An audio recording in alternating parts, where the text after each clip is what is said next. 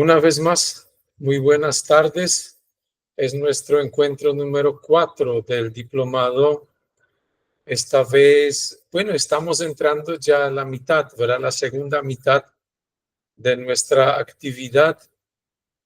Hoy en día el tema que traje a colación es el procesamiento, la representación de los datos cuando estamos haciendo asesoría, llegar a ese momento cuando ya se aplicó el instrumento, entonces los resultados ahora estamos representando.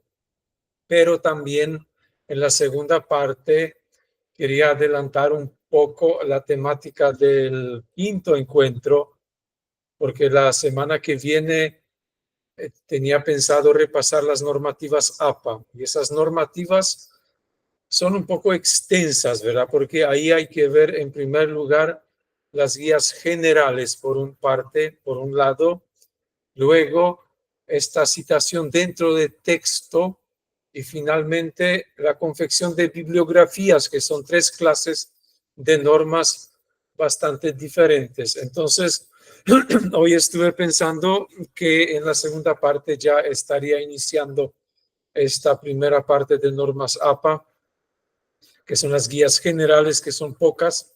Aparte que mi presentación de la primera parte va a ser un poco también reducida por motivos que les voy a explicar enseguida.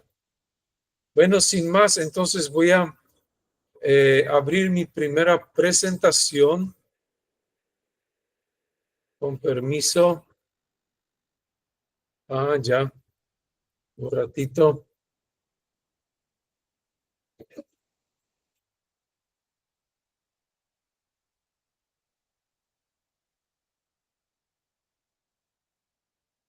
Que va a ser sobre análisis de datos, pero más bien la presentación de los resultados. En eso me quiero centrar. Bueno, esperen. Ahora sí creo que se está mostrando. Ese es nuestro tema de la semana. Sin embargo, este análisis de datos, ya no les pregunto porque tengo cada vez más seguridad que ya estén viendo, ¿verdad? Porque si no estuvieran viendo, alguien me ya estaría diciendo no vemos nada. Pero sin embargo, yo doy por sentado que vemos el contenido de la primera parte, análisis de datos. Y ustedes pueden ver que los primeros... Perdón. No, que sí, estamos viendo ya su material. Sí, eso supuse. Muchas gracias. Entonces, recopilación, codificación de datos, estadística inferencial. Esto yo estuve pensando pasar un poco de alto porque no es nuestro objetivo principal hacer una capacitación en estadística, porque eso ya como que requiere más profundización.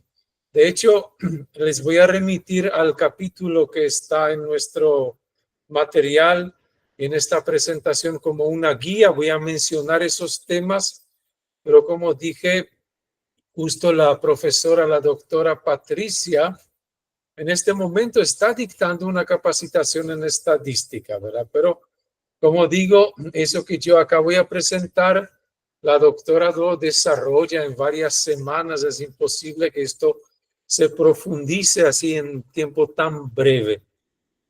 Por otro lado, yo sé que ustedes como asesores, asesoras, estas cuestiones ya manejan por las últimas tesis que yo estuve viendo hace un par de años. Me di cuenta que los alumnos inclusive acuden en esta parte a asesoría profesional de estadísticas, personas que están especializadas en esto, que de hecho es buena costumbre porque luego los datos son representados de una manera más profesional. Así que estas 3 partes voy a repasar un poquito algo de paso. Si ustedes mientras tanto quieran comentar algo, en cualquier momento pueden alzar su micrófono e intervenir. Y voy a detenerme en esta última parte, que es la representación ya de los resultados, que esto sí o sí tenemos que hacer alguna tabla, algún gráfico para representar los datos. Entonces, en esa última parte me voy a detener un poco. Aparte que esa codificación de datos que ahora estoy mostrando, eso ya nos está haciendo el software, ¿verdad? Nosotros, aunque sea una planilla electrónica, debemos usar en esto. Porque codificar los datos, como acá se menciona, es colocar números a lo que estamos investigando. Por ejemplo, si nuestra variable es estado civil, entonces las respuestas a este estado civil podrían ser variadas. Por ejemplo, uno puede ser soltero, casado, divorciado, viudo, unión libre. Sí, o no se me ocurre, pueda que haya más. Y entonces a cada una de estas posibles respuestas yo las codifico y después cuento cuántos casos hay de cada categoría. Ahora, todo eso, como dije ya, el Excel o el software nos hace, y nosotros ya vamos a saber al final que tenemos 29 solteros, 32 casados, 12 divorciados, etcétera. Entonces, nos desplazamos nomás porque esto que ustedes ven, construir un formato, este formato ya está dado por la planilla Excel. Lo único que nosotros construimos es en la primera fila, colocamos estas variables cuyos datos vamos a recabar: género, año escolar, puntaje de lectura, puntaje de matemática, etcétera, ¿no? Y lo que ven abajo sería el producto, sería la recopilación de datos final, que como dije, cuando nosotros cargamos estos datos en el software, ahí ya al final vamos a saber que la primera persona X obtuvo 55 de lectura y 60 en matemáticas, si fuera el caso, ¿sí? Entonces, esto es la primera parte. Para usar la estadística es tener esos datos recopilados, tabulados. Acto seguido, entonces usamos esa estadística descriptiva. Hay dos estadísticas, ¿verdad? Descriptiva e inferencial. Inferencial ya casi nunca todavía usamos porque, como voy a decir más adelante, eso ya requiere de una estadística más avanzada y procesos metodológicos más rigurosos, ¿verdad? Un experimento se tendría que hacer. Experimento implica tener un grupo de control, modificar la variable, ver su consecuencia. Un poco todavía para una tesis, para un trabajo de grado, todavía no, yo al menos nunca he visto. Lo que sí usamos es esta estadística descriptiva, donde lo primero que podemos hacer es distribuir y representar los puntajes de un test de 60 puntos, por ejemplo, que acá se ve representado, ¿no? Acá vemos, por ejemplo, que había una persona que adquirió menos de 20 puntos, ¿no? Y los que más puntaje obtuvieron fueron aquellos del rango 55 a 45 o 46 personas. Esa es la forma, digamos, más básica de representar los puntajes que recibimos. Otro ya que requiere cálculos de la estadística descriptiva son esas medidas de tendencia central. Cuando digo tendencia central, entonces se refiere a obtener un número que caracterice todo un grupo de datos que yo recibí del grupo, ¿no? Por ejemplo, yo medí rendimiento de algo, algún test psicológico apliqué con puntajes, entonces yo puedo hacer esas medidas de tendencia central, de las cuales la primera es media aritmética, como pueden visualizar acá en la fórmula, media es X con el guión arriba y consiste en la sumatoria de todos los puntajes dividido por el número, tamaño de la muestra, o sea, el número de personas que respondieron. Desde luego, eso tampoco ya uno hace a mano, el mismo software, sea Excel u otro más complejo, ya nos calculan esa medida de tendencia central. Tanto esta que es media aritmética como estas que ahora ven, la mediana o moda. La mediana, a diferencia de la anterior, de media aritmética, no es un cálculo aritmético, sino consiste en ordenar los puntajes de mayor, de más bajo a más alto y hallar aquel que está en el medio. En mi ejemplo, por ejemplo, en el medio está el puntaje 43. Cuando se habla de media y mediana, lo único que quisiera yo señalar que últimamente cada vez más yo observo que los estadísticos, investigadores de esta clase de estudios prefieren la mediana que la media y la prefieren, ahora ya voy a desplazarme, la prefieren justamente porque, como pueden ver acá, la mediana se usa cuando los extremos son muy asimétricos. Y esto ocurre con mucha frecuencia. Yo me acuerdo hace 10 años tenía este dato que Bill Gates, por solo vivir en la ciudad de Richmond, significativamente cambiaba o desvirtuaba la media aritmética de los ingresos de estos ciudadanos de Richmond. Porque Richmond es una ciudad pequeña, ¿verdad? Entonces, ese Bill Gates, que cuando eso era el hombre más rico del mundo, ahora no es menos rico, pero de igual manera, él distorsionaba el promedio de ingresos de tal forma que salía que esta gente, los ciudadanos de Richmond, ganaban casi $1.000.000 por año, ¿verdad? Si se hacía media aritmética. Sin embargo, si se hacía la mediana, estos extremos quedaban anulados y la mediana era el valor más real de lo que esto significaba, ¿sí? Y moda es aquel valor que con más frecuencia se repite, aquel puntaje que más veces aparece. Aparte de estas medidas de tendencia central, tenemos medidas de variabilidad o dispersión.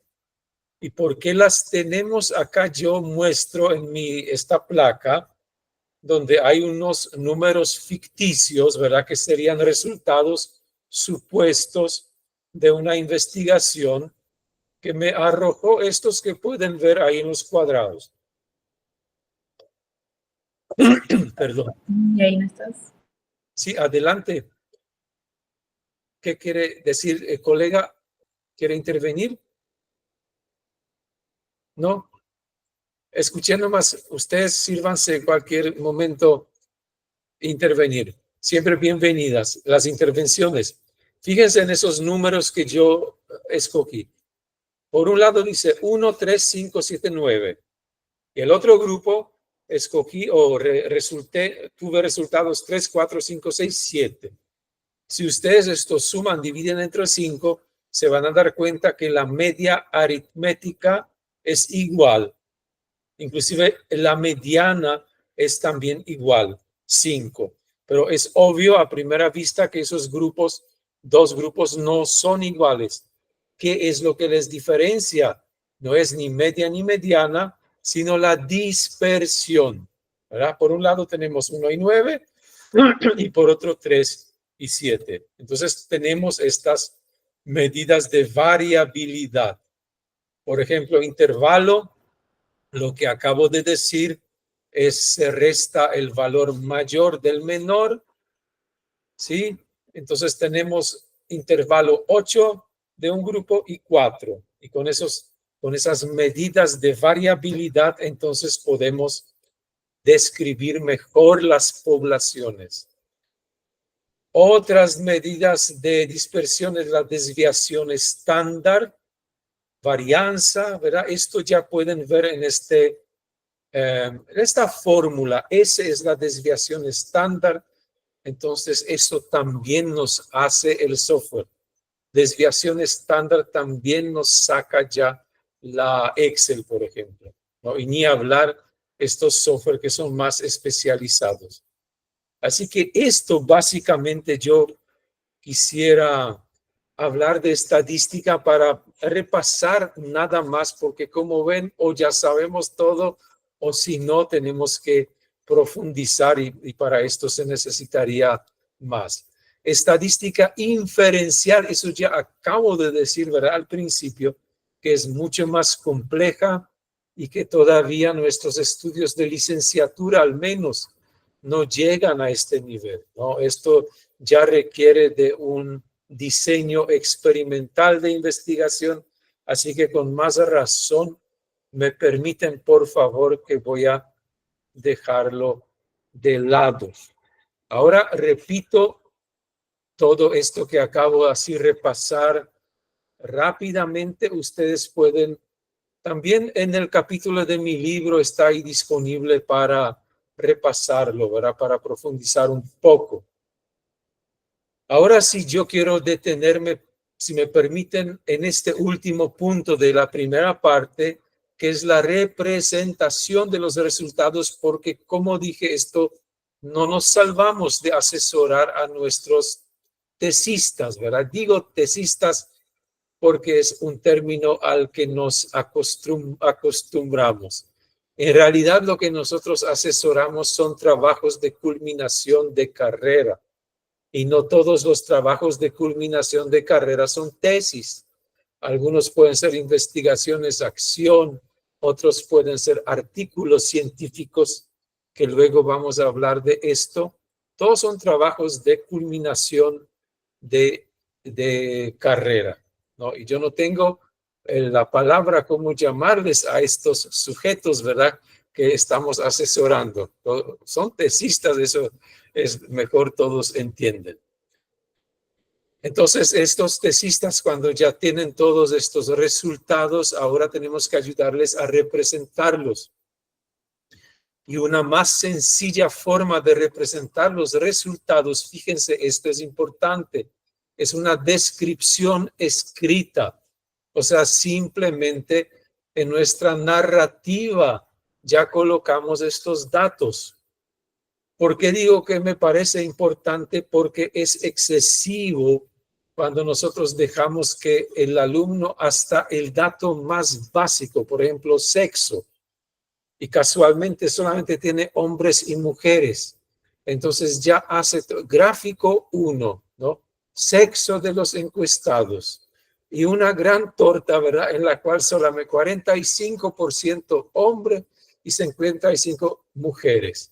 Esto se podría decir, y ya una hoja y abajo todavía comenta cómo se puede observar, 45 son hombres, ¿no? Esto, una página ya en un dato que podría simplemente en una frase describir, y eso es más correcto, porque estas cosas, eso no es resultado de la investigación, eso es la descripción de la muestra. No es mi resultado que yo descubrí que había 45 hombres. Ellos ya eran hombres de nacimiento. Yo no lo descubrí, yo simplemente describo esta muestra que tuve en una frase, ¿no? En mí participaron alumnos de últimos años de la carrera de psicología, 45% hombres, todo en una frase es mucho más fácil y más correcto. O si no, esta es la segunda forma, representación semitabulada. Tampoco uso tabla, tampoco uso gráfico, porque tengo más criterios, ¿verdad? Ven esa lista que tengo. Por ejemplo, un ejemplo saqué de un libro un poco ya pasado. La religión en el Reino Unido, de acuerdo con los censos, se obtuvieron los siguientes resultados en diferentes épocas, 2 puntos. No hace falta que yo haga acá tabla o gráfico, yo simplemente puedo estos datos, así como ven, representar en forma semitabulada. En tal año había 40%, después en otro año 35% y así sucesivamente. Entonces yo diría que tengamos en cuenta un poco también estas dos formas de representar los datos, que son más simples y casi nunca usamos esta representación descriptiva y semitabulada. Ahora sí, ¿por qué no? La representación de gráficos es muy útil, ¿verdad? Pero cuando amerita gráficos y tablas. Por ejemplo, este gráfico ahora que ven es gráfico simple, columnas simples, y se usa cuando estamos representando una sola variable, ¿no? Por ejemplo, la preferencia del estudiantado o los egresados de la carrera de psicología, sus expectativas en cuanto a especialización, en qué especialización ellos querrían más estudiar.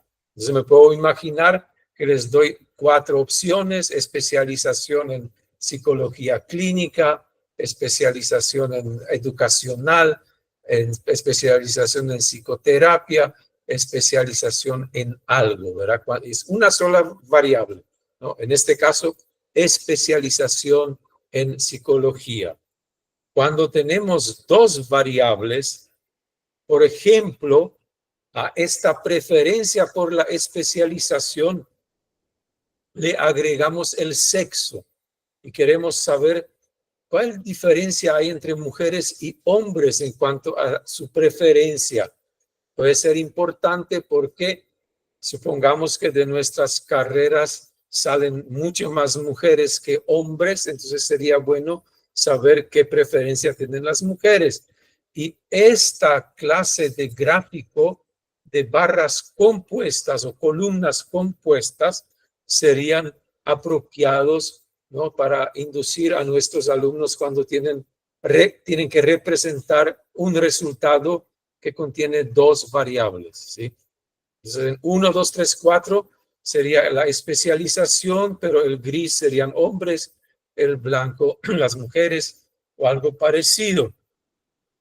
Esa es otra clase de representación de los resultados. También no tenemos por qué descartar estos gráficos lineales, pero estos gráficos más bien se usan, aunque no exclusivamente, pero más bien sirven para describir procesos, ¿sí? Si yo mido el interés de alumno del primer curso de psicología a lo largo de un semestre, de un cuatrimestre, no sé cómo le llaman. 4 meses tengo, ¿verdad? Y mido una escala de 50.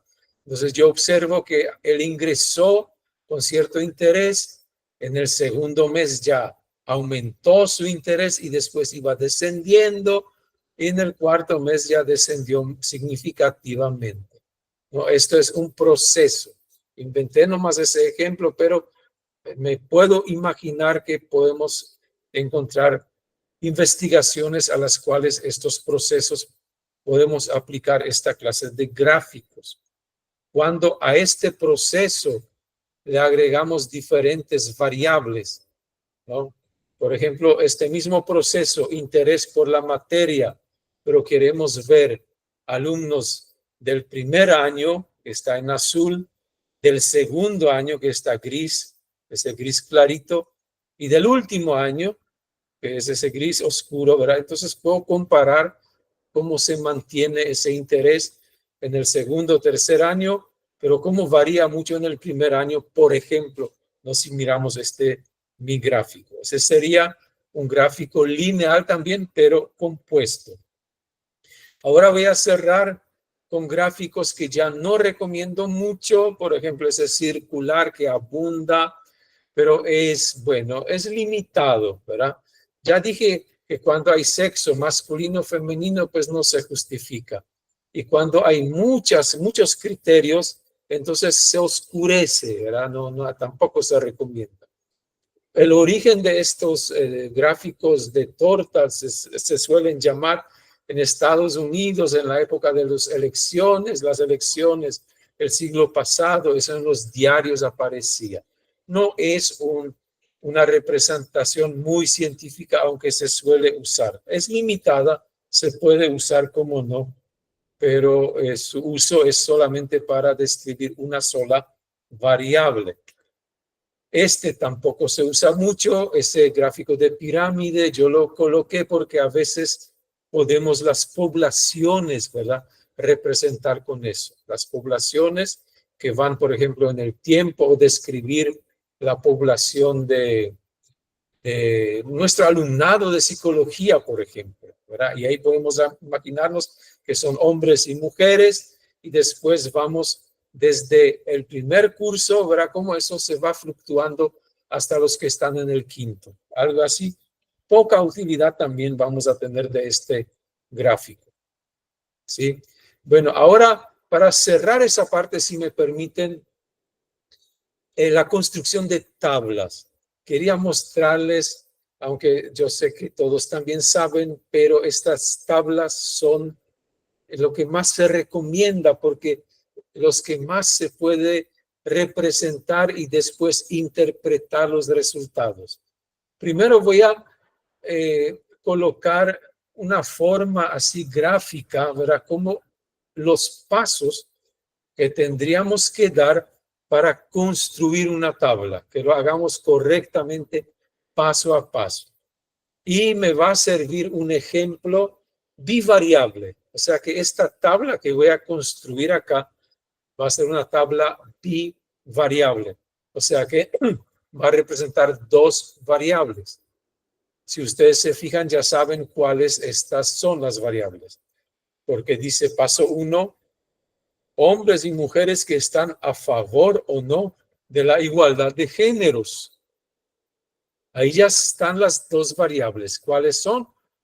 Género o sexo, hombres y mujeres es una variable, y la opinión sobre igualdad de género, otra variable. Y yo los tengo todos mezclados porque estas son las respuestas que recibí, ¿verdad? Son hombres o mujeres y cada uno está en desacuerdo o está a favor o en contra, ¿sí? Había una respuesta dicotómica, solamente pueden decir, ¿estás o no? También se puede usar esta clase de preguntas. Entonces, lo que yo hago, separo primero esta variable por sexo. Entonces, sí, aunque un software sí lo hacemos, también me lo puede hacer mucho mejor y más rápido. Yo solamente quiero que se observe la lógica de construir la tabla. Claro que no vamos a pintar, ¿verdad? Mujeres, hombres, sino vamos a aplicar esa lógica al software, ¿verdad? Vamos a ver que nos saque el número de mujeres y número de hombres que participaron. Como se pueden ya imaginar, el siguiente paso será en cada sexo, porque primero les dividí por sexo, ¿verdad? Ahora en cada sexo les divido por número de respuestas. A favor, sí, arriba, y en contra, abajo. Si ustedes miran esta lógica, ¿verdad? Al hacer esos dos pasos, ustedes ya pueden imaginar que esta va a ser nuestra futura tabla, ¿no? Que esto voy a sacar las imágenes y voy a poner los números, aunque estos números el software me los va a proporcionar. ¿Cuáles son esos números? Así como ven, 8 mujeres a favor, 6 hombres a favor, 2 mujeres en contra, 2 mujeres en contra, 4 hombres en contra. Entonces, en estos casos, cuando no hay igual cantidad de hombres y mujeres, es mejor entonces convertir eso en porcentajes, y lo que ven abajo, ese paso 5, así serían mis resultados. 80% a favor, 20 en contra. Casos de mujeres, 60 y 40 respectivamente, casos de hombres. Perfecto, ya nuestra tablita, ¿verdad? Pero todavía no está terminada. No. Estos son las celdas principales de los números. Pero cada tabla debe tener ese aspecto. Debe tener un título, número, y también debe indicar qué es lo que significan estos 80, 20, 100%, 60, 40, ¿verdad? Tiene que tener una columna a la izquierda que describe qué es lo que estoy midiendo, los que están de acuerdo, los que no están de acuerdo. Esta es la columna a la izquierda y una fila arriba que describa quiénes son los que responden, hombres y mujeres. Ahora, una vez que confeccionemos esa tabla, invariablemente una tabla debe tener las conclusiones, los comentarios. Creo que los puse, no los puse. Entonces voy a yo nomás así verbalmente estos comentarios, la lógica de estos comentarios yo quisiera que se atendiera, ¿verdad? Para que la tabla ya nos dice todo, pero nosotros investigadores tenemos que hacerla hablar. Y la mejor forma de hablar una tabla bivariable es simplemente, ¿no?, sacar una de estas variables e interpretarla. Por ejemplo, yo voy a la variable el acuerdo, si están o no de acuerdo independientemente del sexo, ¿ok? Entonces mi primera conclusión de esta tabla podría ser la siguiente. Como se puede observar, la mayoría de los encuestados, tanto hombres como mujeres, están de acuerdo con la igualdad de género. Y si lo quiero justificar entre paréntesis, puedo poner 80 y 60% en cada caso. Esto dice mi tabla. No podemos ir más allá de lo que dice la tabla, ¿sí? Por ejemplo, no podemos decir, que los hombres, como se observa, son más machistas que las mujeres. Nada que ver, porque no es lo que yo estoy mostrando. Y la segunda conclusión, dejo la variable están o no de acuerdo y me fijo la variable del sexo. Y me hago la pregunta, ¿cuál es el sexo que más está a favor? Entonces, esto es lo que digo. Por otro lado, las mujeres, 80%, están más a favor del género que los hombres, 60%. ¿Sí? Pero puedo concluir que en cualquier caso, todos están más a favor que en contra. Algo así debería regir la lógica de construir una tabla bivariable. Y voy a cerrar con una tabla multivariable. Voy a dar este ejemplo, si me permiten. ¿Por qué es multivariable? Porque ustedes pueden ver, ya puse luego en mi título, ¿verdad? Relación multivariable, y ahí pueden ver las variables entre participación en ceremonias religiosas. Esa es la variable, ¿no? Porque uno participa más, otro menos. La relación entre participación en ceremonias religiosas, la edad, variable 2, y el sexo, variable 3. Según APA 7, este punto ya está de más, pero APA ya enseguida, no se preocupen. Así que yo puedo, es una forma como yo reproduje esta tabla de una investigación original que arrojó estos resultados. No lo inventé, sino esos son los resultados reales. Por eso mantuve también esa pregunta ahí en la primera fila. ¿Con qué frecuencia participa usted en las ceremonias religiosas? Una pregunta que el autor, el investigador, le dio a los encuestados. Puede ser la pregunta, yo podría haberla convertido en un enunciado, no podría decir que acá los datos representan la frecuencia de participación y nada más. Y después, entonces separo, como tengo tres variables, ¿verdad? Está la participación, la frecuencia. Está los edad. Entonces, por un lado puse menos de 40, más de 40. Ahora, en cada espacio de la edad hay una tercera variable que es sexo. Hombres y mujeres menores de 40, hombres, mujeres mayores de 40. Y ahí entonces cada respectivo porcentaje. ¿Sí? ¿Están observando? Entonces, ¿cómo yo tendría que, acá, lo que siempre se tiene que evitar es repetir en el comentario lo que estamos viendo. Sin embargo, nuestros tesistas, muchas veces se observa que en estos casos ellos simplemente van narrando lo que se puede observar en esta tabla uno por uno. Por ejemplo, dicen que hombres, ¿verdad?, menores de edad, 24% de ellos participa semanalmente y el 76% menos. Y van repitiendo columna por columna y eso no tiene mucho sentido. Nosotros más bien debemos buscar estos valores más significativos. Por ejemplo, lo que resalta acá, decir que, como se puede observar, las personas que menos participan en ceremonias religiosas son ¿quiénes? Son hombres menores de 40 años, porque solo 24% de ellos participan. ¿Y quiénes son las personas que más participan?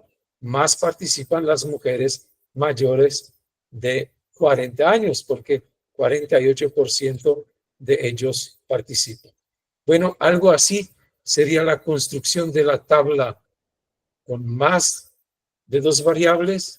No se recomienda multiplicar mucho las variables, mejor hacer una tabla aparte porque esto oscurece un poco el mensaje, es difícil para comentar y difícil para el que lee. ¿Ok? Bueno, yo entonces no sé si hay alguna consulta en esta parte.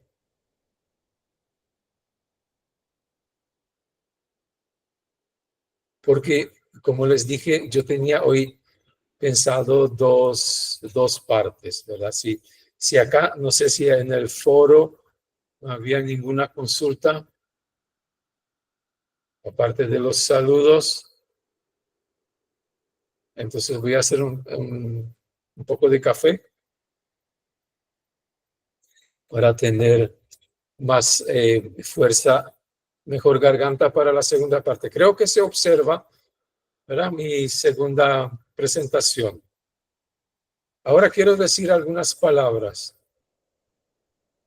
Siempre te estoy diciendo palabras todo el tiempo, ¿verdad? Pero en una pausa entre uno y otro, porque yo ya habilité la semana quinta de nuestro diplomado y en la semana quinta recién ustedes van a ver esa temática, ¿no? Entonces, yo ya abrí esto para que ustedes puedan descargar hoy mismo, mañana, cuando quieran, esta presentación y familiarizarse con ella y hacer un trabajo práctico, que yo a continuación les voy a mostrar el trabajo práctico, porque esa quinta unidad, a diferencia de las anteriores, de la que hoy estamos terminando, donde la evaluación se hacía a través de algunos ejercicios de comprensión tipo falso verdadero, ¿verdad? Esta clase de ejercicios, esta quinta unidad va a tener unos trabajos de aplicación, unos cuestionarios, esa es la palabra. Preparé 3 cuestionarios. Muchas gracias, profesora María Auxiliadora, que se haya entendido. Ahora, estos cuestionarios les voy a mostrar cuando termine de presentar esto, que va a ser un poco más breve de las 3 partes. Esa quinta unidad, la quinta semana, dedicamos en su totalidad a normas APA. Pero yo ya me adelanto porque hoy quiero mostrarles esas guías generales.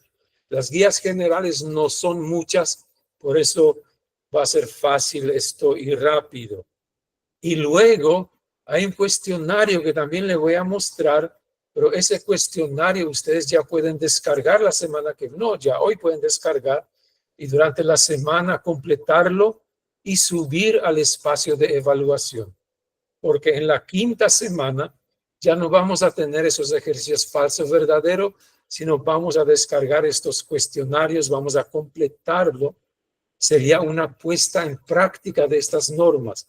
Se le voy a explicar al terminar mi presentación, pero la forma de evaluar la unidad 5 será la entrega de esos trabajitos prácticos, completar esos cuestionarios y aplicar normas APA.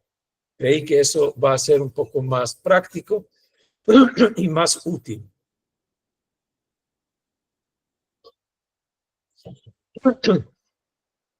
Perdón. Y esta quinta semana, esos trabajos que son 3, ustedes van a tener 2 semanas para ir completando esos trabajitos. Aparte que hoy ya empezamos con 1. Porque acuérdense que después de la quinta semana tenemos la visita de un experto en inteligencia artificial que nos va a dar una clase con materiales sobre cómo usar esta herramienta en nuestro proceso de asesoría. Entonces, ahora sí, si me permiten, voy a volver a mi presentación. Y brevemente les voy a mostrar estas guías generales de APA, que yo creo que ustedes la manejan, ¿verdad? La mayor parte, porque muchas veces ya yo di esos talleres y al hacer asesoría de trabajos, entonces ustedes seguramente están al tanto. Vamos a repasar tamaño, ya saben que es carta o A4 que aceptamos con tal que no haga oficio, ¿verdad? Oficio es para las oficinas. APA dice carta, pero nosotros, la UTIC, decimos carta o A4. Eso la mayoría de las universidades aceptan A4 porque son tamaños muy parecidos, no hacen diferencia. Entonces, tamaño carta o A4 hacen nuestros alumnos su tesis y tienen que dejar margen, que ese margen es 1 pulgada. Algunos se preguntan por qué 2,54, por qué 55, porque simplemente 2,54 centímetros es lo que equivale a 1 pulgada y esas normas vienen de Estados Unidos. Y esa 1 pulgada de la hoja, cualquier procesador de texto ya le hace por omisión, ¿no? Sea LibreOffice o sea Word, siempre ya este es estándar. Entonces, abrimos nomás el archivo con nuestro alumno, no nos hace falta que ahí hagamos nada. Más todavía que, no sé si todavía se imprimen, yo creo que hoy en día cada vez menos estamos trabajando con hojas, en papel, digo, ¿sí? Porque si fuera el caso y tuviésemos que imprimir ese trabajo de conclusión y presentarlo en algún lado, tendríamos que agregar 1 centímetro para encuadernación. Si no es el caso, simplemente dejamos 1 pulgada y así escribimos o le guiamos al tesista con eso. Fíjense que el tamaño y tipo de fuente está estandarizado. No podemos permitir que nuestros alumnos hagan cualquier así muy sofisticado tipo de fuente.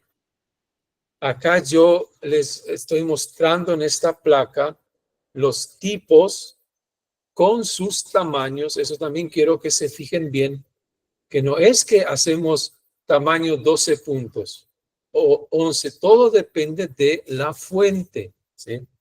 Anteriormente el manual de la APA solamente recomendaba la fuente Times New Roman y que se hace con 12 puntos, la que está en número 4 acá. Sin embargo, la nueva versión ofrece estas 5 formatos, 5 tipos de fuentes. Y yo le estoy acá mostrándolos.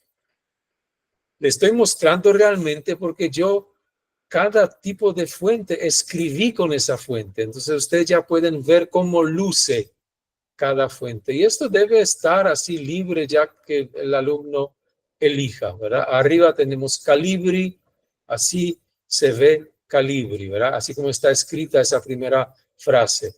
Y Calibri se usa con 11 puntos, igual que Arial, que está abajo, ¿no? Pueden ver la diferencia entre Calibri arriba y Arial, que también se usa 11 puntos. Y si Lucida Sans Unicode, entonces esta es una fuente muy así grande, parece, ¿no? Entonces 10 puntos nomás si usasen esto. Y ahí tenemos nuestra vieja Times New Roman y abajo todavía se agrega Georgia, ¿no? Entonces tenemos 5 fuentes de las cuales el tesista puede escoger la que mejor le parezca, pero siempre una vez escogida la fuente la tenemos que mantener a lo largo de todo el escrito, desde la portada hasta la bibliografía y no cambiarla. Ok, seguimos esto, el espaciado. El espaciado es doble, ¿verdad? Nosotros, APA dice que el espaciado de estos trabajos debe ser doble. Ahora, en la UTIC, nosotros también optamos por el espacio 1,5, especialmente cuando estas tesis son muy extensas y antes se los tenía que imprimir, se gastaba mucho papel. Entonces, nosotros aceptamos espacio doble o espacio 1,5. Con la excepción. Excepción está abajo, pero yo quiero que se fijen arriba. ¿Por qué? Porque yo muchas veces veo que cuando hay tabla de contenidos, una de las páginas principales, los alumnos ya ponen simple espacio, o lista de figuras, o lista de referencias al final, ¿sí? Apéndices. Todos ya ponen simple espacios y no es correcto. Todo esto, la página titular, las primeras páginas, encabezados, tabla de contenido, todo eso debe ir a doble espacio o en su defecto 1,5. Las únicas excepciones, fíjense, están abajo.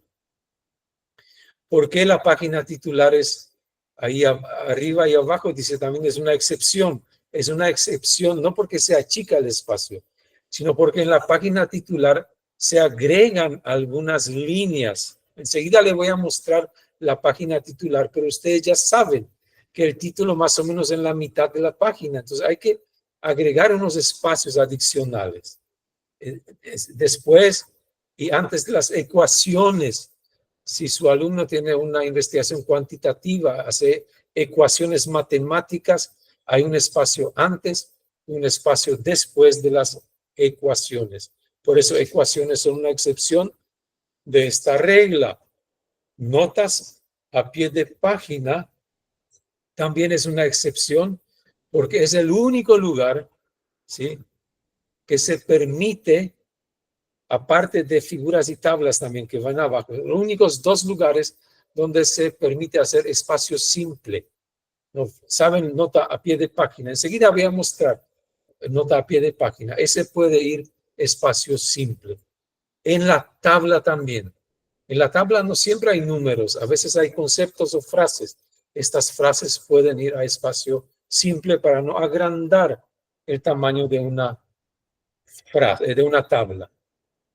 Paso a otra guía general porque cada hoja cada página del trabajo de conclusión de carrera debería tener esta semejanza de lo que pueden observar, ¿no? Tendría que tener cada página un encabezado. Encabezado es un título abreviado del trabajo de conclusión, escrito todo en letra mayúscula y alineado a la izquierda. Eso se repite en todas las páginas. Eso fue una novedad hace 10 años, pero ahora todos ya manejan eso a la perfección. Bueno, casi, porque muchas veces pasa que al otro lado de ese encabezado, a la derecha, pero en la misma línea debe insertarse el número de página.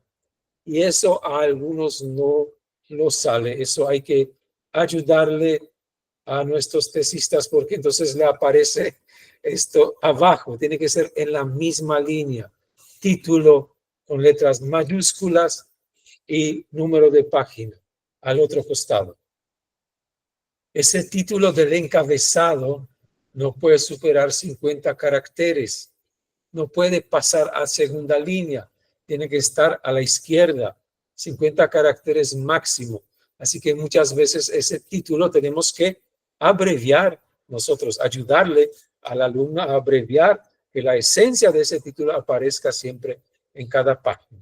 Hace falta que sea el título completo, pero que sea todo en mayúscula a la izquierda, menos de 50 caracteres.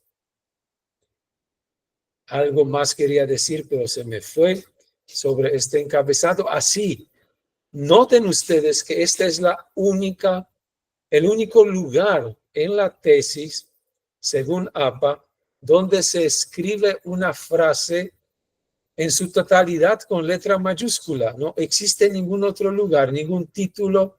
Bueno, en la portada de tesis podríamos hacerlo porque APA no reglamenta eso. Pero en cuanto a las normas APA, no existe ningún otro lugar donde se tendría que escribir algo en totalidad con letras en mayúscula. ¿Sí? Eso quería así al margen. Entonces, esta parte, cada página tiene un encabezado y un número de página al otro lado. Y cada página tiene esos párrafos hechos de la manera como pueden observar. Cada párrafo tiene sangría, primera línea, tabulación, primera línea, de modo que cuando yo doy enter, automáticamente el siguiente párrafo empieza con esa tabulación 1.25 que ya aparece configurado por nuestras procesadoras de texto. Y fíjense que la alineación es a la izquierda. A eso también se acostumbraron, yo sé, al principio no le gustaba a muchos porque querían justificación, ¿verdad? De ambos, no solamente la izquierda, sino que daba lindo que la derecha también, pero APA dice claramente que prefiere que se alinee solo a la izquierda antes que dejar una palabra que de repente tenga que dividirse, ¿verdad? Con un guión. Eso prefiere evitar el manual. Entonces, esta es la otra regla general. Los títulos, acá estamos repasando, estarán acostumbrados, ¿verdad? Que solamente la tesis o TCC puede tener 5 niveles de títulos. Y el primer nivel, que antes, ¿verdad? Poníamos número 1, ese era título principal. Cuando se subdividía, era 1-1. Después 1-1-1, así, eso ya desapareció. El título principal se reconoce por su colocación dentro de la hoja y por su formato. Cuando ven un título en negrita centrado, quiere decir que este es el título principal. Y cuando este se subdivide, entonces la subdivisión es un título también con letra negrita, pero alineado a la izquierda sin sangría. Fíjense que este es mi título número 2, subtítulo, digamos, del primero, carece de sangría primera línea. Se va alineado hasta el fondo, hasta la izquierda, ¿sí? Con letra negrita. Y abajo empieza la narrativa. Si este segundo nivel se tuviera que subdividir otra vez, entonces la tercera subdivisión se señalaría agregándole cursiva a este título con negrita a la izquierda. Observen que tiene la misma ubicación a la izquierda, pero sí, aparte de negrita está también la cursiva. Estos 3 niveles en general deberían ser suficientes cuando una tesis no es demasiado extensa, pero a veces igual hay que otra vez subdividir un título del tercer nivel.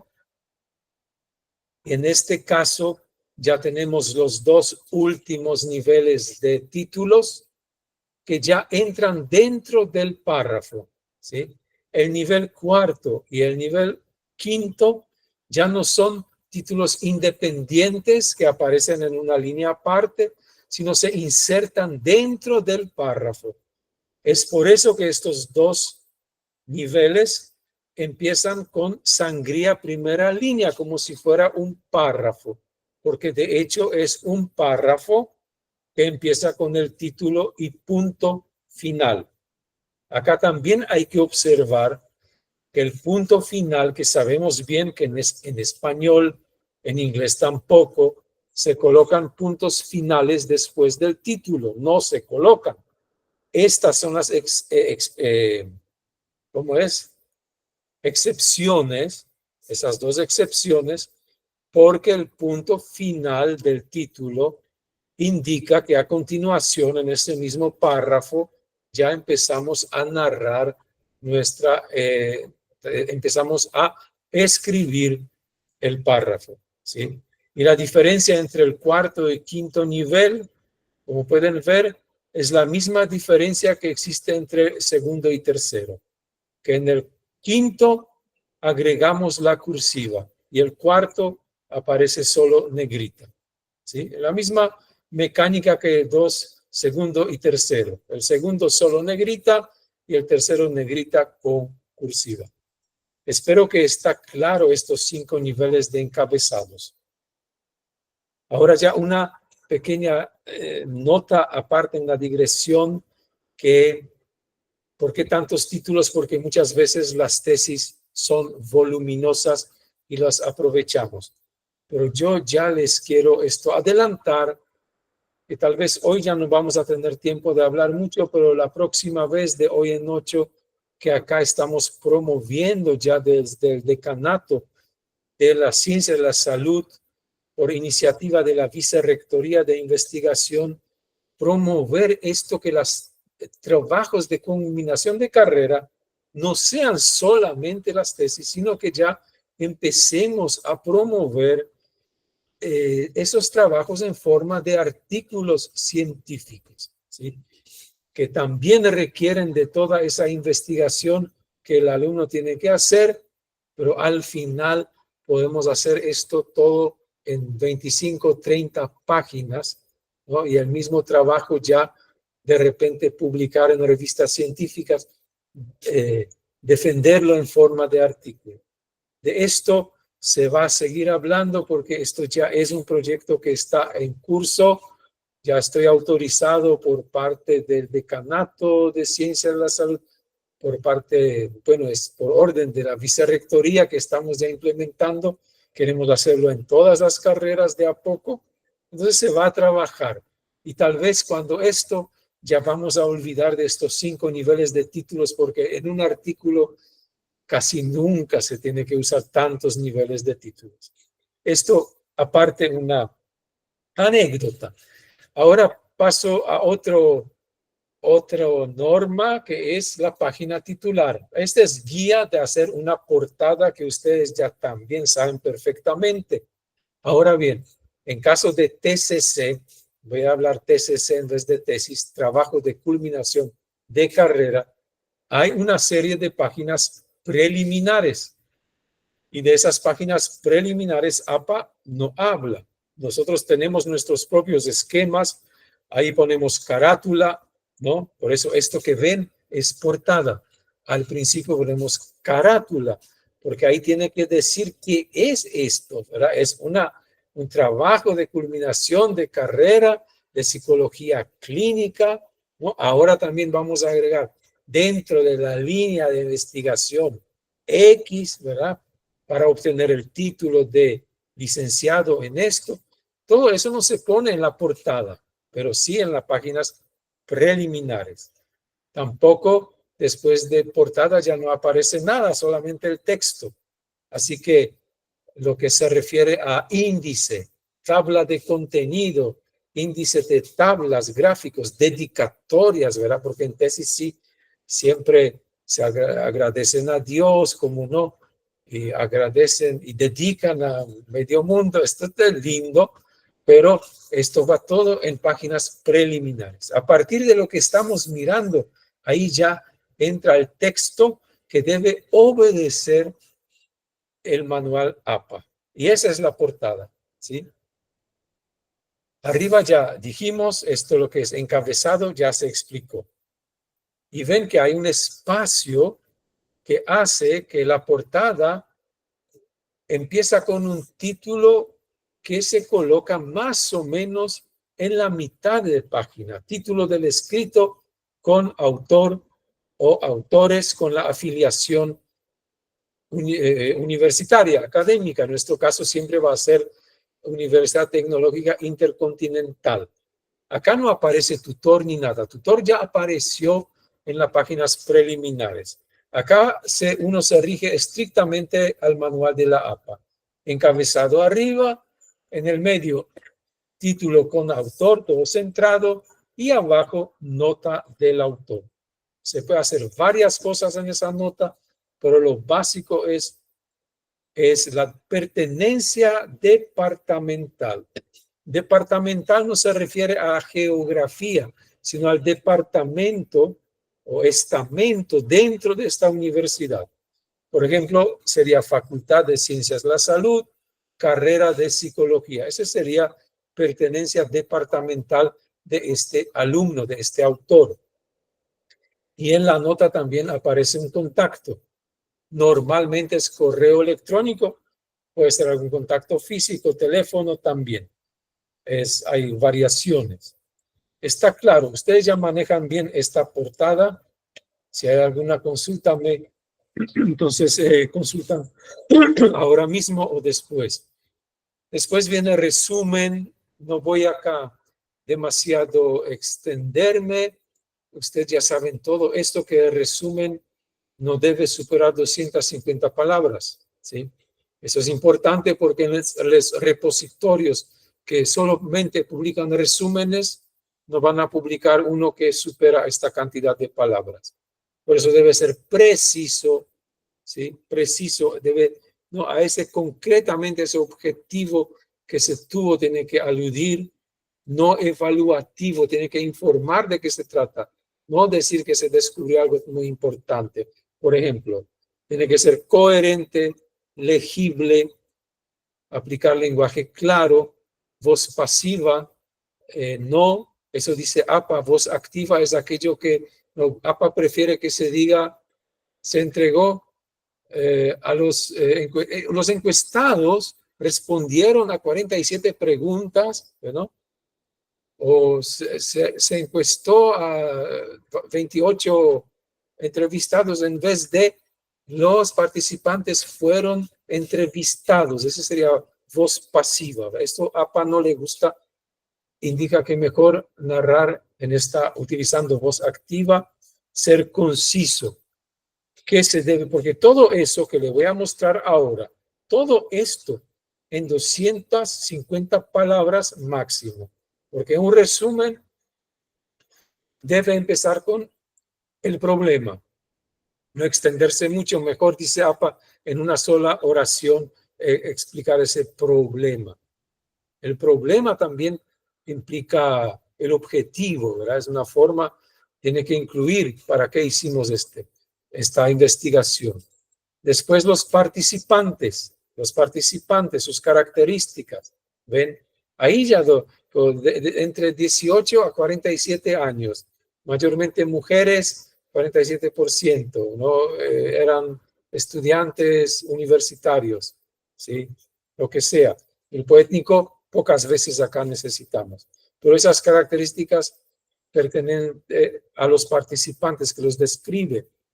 El método, que es lo que se aplicó un test, fue una investigación cuantitativa que se descubrió y finalmente las conclusiones más importantes. Todo esto en 250 palabras. Y este es el aspecto. 250 palabras, resumen, palabras clave. Estaba pensando también, esto no está acá, pero cuando hagamos ya, especialmente cuando hagamos, por ejemplo, asesoría de tesis en forma de artículos, sería recomendable que este resumen con su palabra clave se traduzca también al inglés. porque la intención es que eso ya aparezca, se difunda en revistas científicas que siempre van a pedir en 2 idiomas. Fíjense que el resumen es un solo bloque de texto sin la primera línea, sin tabulación primera línea, y termina con 3 a 5 palabras clave. 3 a 5. Es importante escoger cuidadosamente esas palabras clave, porque de acuerdo a estas palabras, luego en los repositorios internacionales, esta tesis va a ser posible que sea encontrada. Ahora que estamos publicando TCC en nuestro repositorio, pues se amplía mucho el impacto que pueden hacer nuestros trabajos en el mundo. Pero ahí mucho más importancia tiene que esas palabras clave escojamos coherentemente, ¿sí? Y como pueden observar, palabra clave es algo así entre comillas, no es una palabra literalmente, es un concepto. Envejecimiento es una palabra, atención es una palabra y a la vez palabra clave. Pero luego viene una palabra clave que dice procesamiento de la información. Acá tenemos 4 palabras, pero es una palabra clave, ¿no? Alguien que va a buscar ahí en la China o en Polonia procesamiento de la información, enter, por ahí encuentra esta tesis porque se puso esta palabra clave. Y de 3 a 5 nomás se pide APA estas palabras, esos conceptos que describen el trabajo. En cuanto a notas a pie de página, eso muy pocas veces se usa. No voy a extenderme, ¿saben? Es una acotación breve que aporta algo que no es sustancial. No es que yo tengo que leer esto, es algo adicional, pero importante. APA no recomienda agregar muchas de estas notas. No recomienda. Pero si se tiene que agregarlo, entonces esta sería la forma, ¿verdad? Hay un superíndice al final, ¿verdad? Yo escribo, no, esa es una hoja que supuestamente imita una página de tesis, o un párrafo que es un ejemplo de formato dentro del texto en el cual se coloca, yo describo eso en mi narrativa y al final de la frase hay un superíndice que dice 1, punto, ¿ven? Y abajo otra vez punto y aquí se hace la nota. Se hace la nota. 1, 1. Y esa nota sí se puede hacer texto a simple espacio. Es una de esas, como dije, una excepción de la cual ya hice referencia. ¿Nota bien? Bueno, vamos a seguir, ya falta poco. Bueno, figuras y tablas. Figuras y tablas. Esto es importante, ¿verdad? Aclarar, porque creo que no siempre se entiende bien por figura y por tabla. La diferencia, un recurso gráfico siempre es figura. Eso como que se entiende bien. Ahora, APA no tiene muchas palabras para describir, muchos términos para describir recursos gráficos. Siempre usa figura. O sea que si nuestro alumno coloca una fotografía, debería llamarlo figura 1. No debería llamarlo fotografía 1. O si pone un gráfico de barras, no debería llamar gráfico 2 porque es gráfico, ¿no? Y después una figura porque va a ser una composición visual. No, todo lo que no es tabla para manual de APA es figura, ¿sí? En nuestras tesis o TCC deberíamos usar solamente esas 2 nomenclaturas, figuras o tablas. Todo ese recurso gráfico cualquiera es figura. Y tabla no es solamente aquello que tiene en sus celdas números. No. Tabla es una representación de datos mediante columnas y filas. Eso nomás dice el manual, ¿no? Usted hace columnas y filas. Y a veces en esas celdas que se crean, usted coloca porcentajes, números, pero a veces coloca conceptos, a veces coloca frases. E igual esto se llama tabla. No porque no tenga números, se llame otra cosa. Perfecto. Ahora ya figura, esto ya ustedes vieron a la misma inclusive de mi presentación anterior, pero acá está correctamente asentado. Nuestra figura es la misma, pero acá tienen APA 7. APA 7 pide que la figura y su número sea en una línea con negrita, enter, y el título de esta figura en letra cursiva nada más. Ambos alineados a la izquierda. Ese es un ejemplo de gráfico lineal compuesto. Y acá coloco lo que poco original hoy estoy, porque exactamente la misma tabla que ya vieron en la otra presentación, pero acá otra vez está correctamente, perdón, acá está correctamente señalada esa tabla también, negrita, enter, y el título de la tabla con letra cursiva, ¿sí? Y las columnas, filas ya vimos. Esto. Ahora sí ya, gracias por la atención. Ahora sí ya terminé mi segunda presentación. Le agradezco mucho la paciencia. No sé cómo cerrar. Debería cerrar, pero no sé cerrar esto. Voy a ver no sé si ahora ustedes tendrían algún comentario, alguna pregunta. Sería momento de abrir su micrófono. Creo que ya cerré, ¿verdad? No estoy seguro. A detener la presentación. Ok, ya. Sí, ya se cerró, doctor. Ya está cerrado. ¿Sí? ¿Asunción quiere decir algo? Ah, no. Bueno, voy a apagar la grabación, sí, pero igual si ustedes tienen alguna sugerencia, alguna pregunta, consulta, pueden hacerlo.